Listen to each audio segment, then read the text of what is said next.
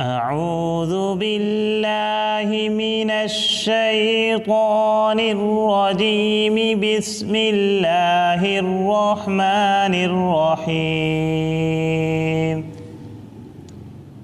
مثل الذين ينفقون أموالهم في سبيل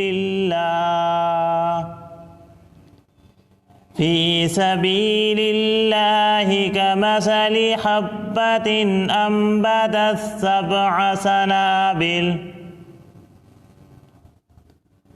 سبع سنابل في كل سنبلة 100 حبة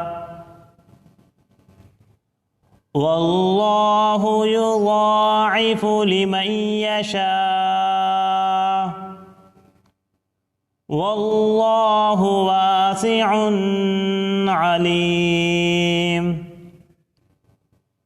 الذين ينفقون أموالهم في سبيل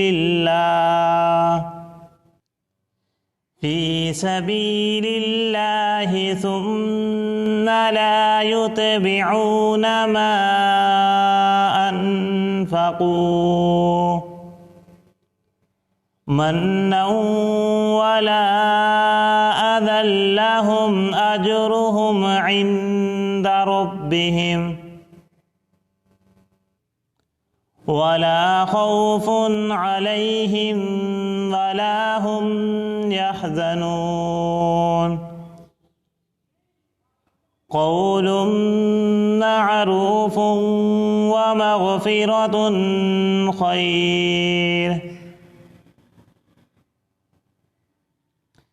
خير من صدقة يتبعها أذى والله غني حليم. يا أيها الذين آمنوا لا تبطلوا صدقاتكم بالمن والأذى كالذي ينفق ماله رئاء الناس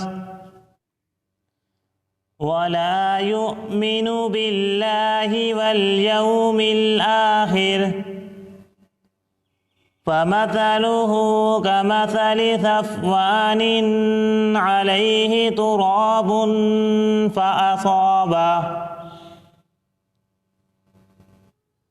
فأصابه وابل فتركه صلدا لا يقدرون على شيء مما كسبوا والله لا يهدي القوم الكافرين. ومثل الذين ينفقون أموالهم ابتغاء مرضات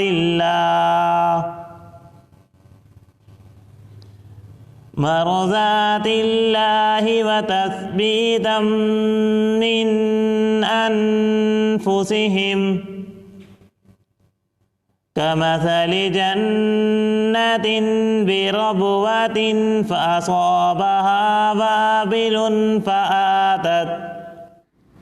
فآتت أكلها ضعفين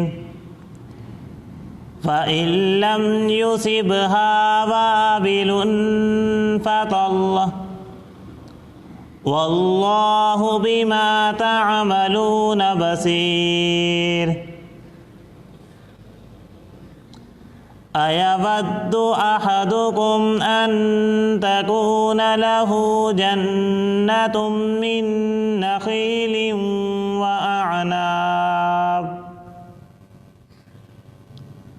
وأعناب تجري من تحتها الأنهار له فيها من كل الثمرات